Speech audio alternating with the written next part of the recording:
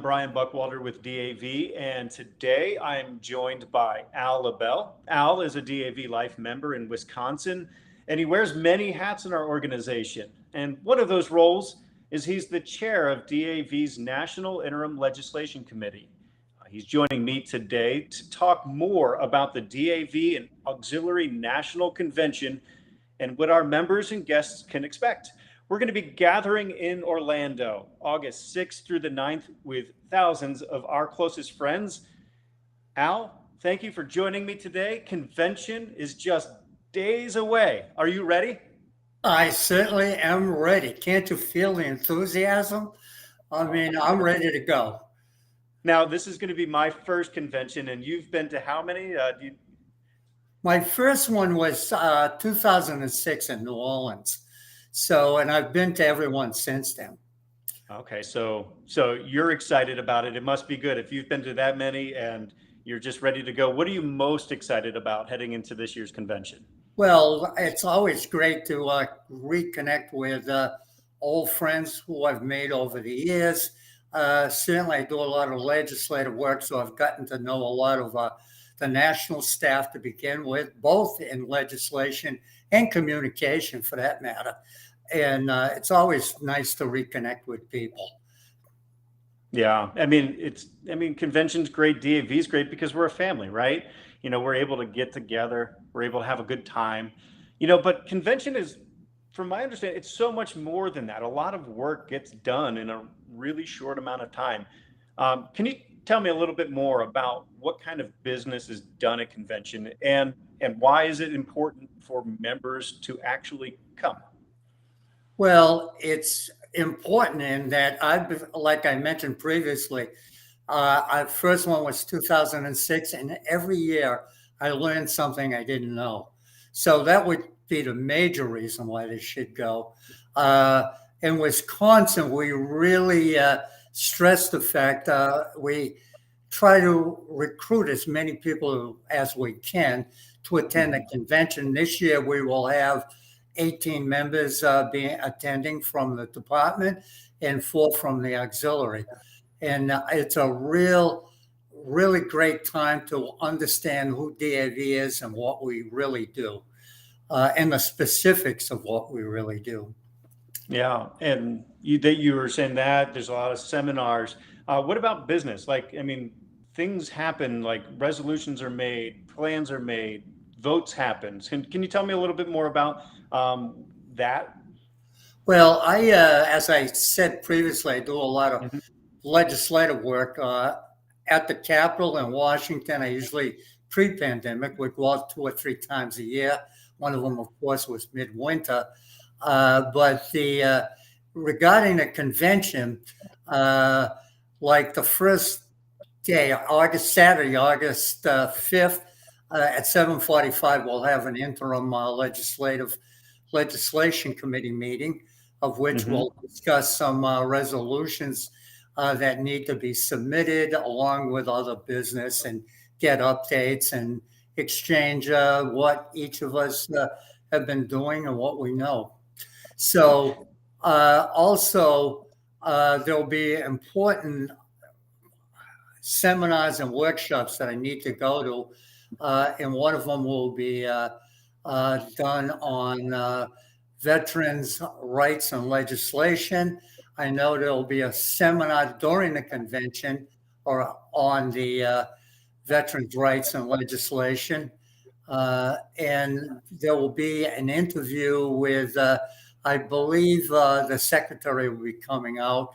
And there's usually an interview between the national staff and the secretary and other invited guests, which is really informative to the attendees on what VA is doing regarding veterans' healthcare and veteran benefits. Yeah, so it's really just a way for the organization to connect with the VA, to connect with its members, to keep people informed about what's happening, the decisions that are being made, the resolutions that are coming up that drive our agenda for the year, correct? That's really important to have happen. Well, regarding resolutions, we cannot take any positions on legislation unless we have a resolution. And the process starts with the individual. Many times people say, well, how come DAV is not, doesn't support this legislation? And it'll mainly be because we don't have a resolution. So, well, I will say the reason is because you did not submit a resolution. So the individual will submit a resolution. Usually it will go to the chapter level, move up to the state convention, at which time, once it's approved by the chapter, we will discuss it at the state convention, and approval there, then it moves on to the national convention. And when it passes at the national convention, then it becomes part of the DAV legislative program. Wow, that is, that's so important to understand. And I'm glad you really walked us through that, because our members' voices matter. Membership matters. Our strength is in the ability to have people bring these resolutions up in their through the chain of command, so to speak, but bring it up to these conventions. And the more people and the more voices that we have, the stronger DAV is. So there's the membership side and the legislative resolutions, but what else can our members do to ensure that veterans' voices are heard in Congress?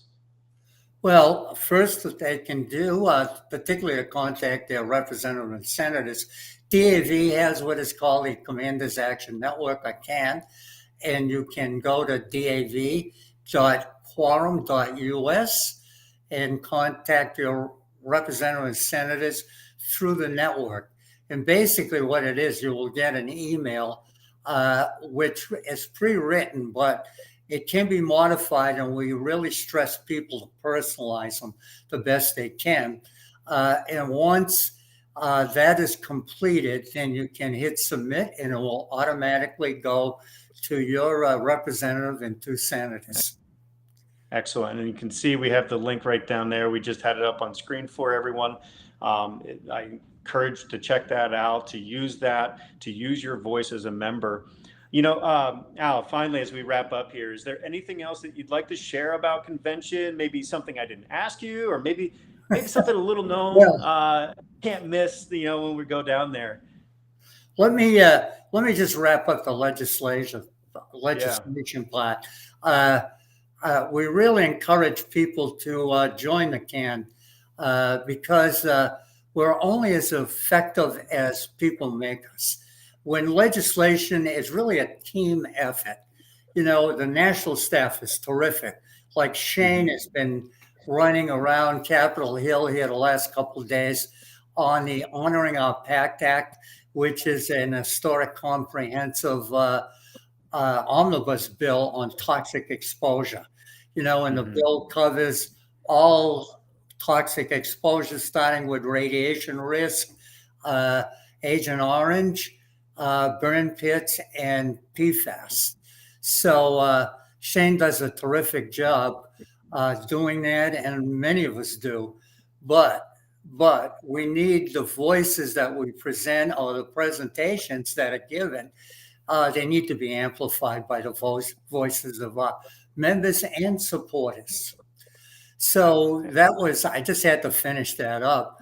That's important. There is, it's great to meet old friends or whatever. And a lot of times, in particular with Wisconsin, I know others have a little more formal get-togethers. We usually try to go out to some restaurant in the area as a group and, just kind of have a let loose, should we say. And at one time, I'm getting a little older now, so I don't do it quite as much.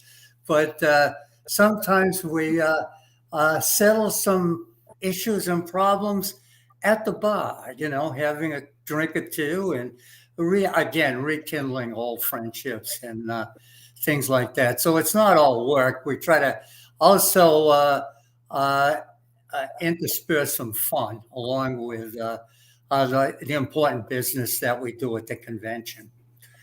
Well, that's wonderful. And from what I hear, it's we got a few surprises up our sleeve for those who will be there. But again, I think the biggest takeaway for those watching and listening now is if you're not signed up to come down to convention, there's still time. Our strength is in our numbers, absolutely. We're going to be at the National Convention in Orlando. It's the DAV and Auxiliary National Convention, August 6th through 9th, Orlando, Florida. It's less than a couple weeks away. But if you need to, you can head to dav.org/events. You'll see a link right there that you can click for more information about attending convention.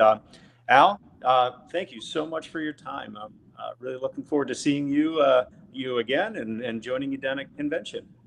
Well, thank you for having me. And again, I look forward to seeing you, Brian. So, and maybe we can, spend a little time having some fun. Solving a few problems. All right. So we'll All see right. you Thanks so down there. much. It's been a real pleasure. Thank you.